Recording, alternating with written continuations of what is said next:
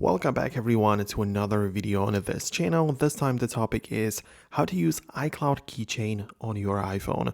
Before we get into it, make sure you are subscribed to this channel so you don't miss videos like these in the future. So make sure to do that and let's get into it.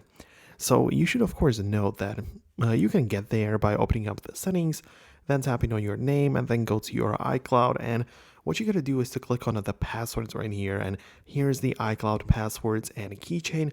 Essentially what you gotta do is to make sure this is turned on and it's synced, and you can read a little description there that it's gonna like store your passwords and like credit card info and all of the other stuff.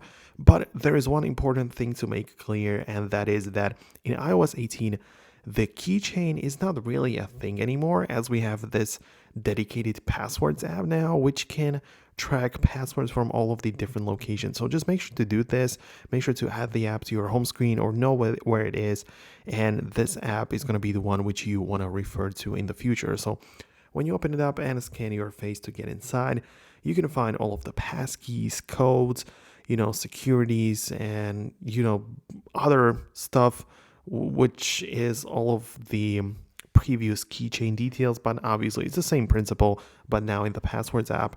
And also you can check out the Wi-Fi passwords, and I'm not going to go into details of my other, but obviously it can be anything in here.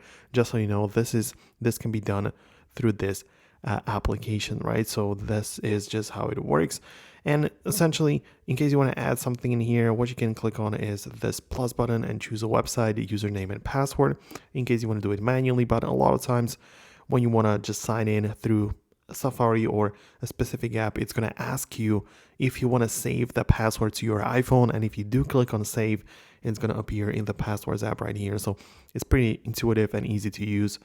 So I'm pretty sure that you're not going to have any issues with it. So hope you found this video helpful. Hit the thumbs up, subscribe below, and I'm going to catch you in the next future tutorial.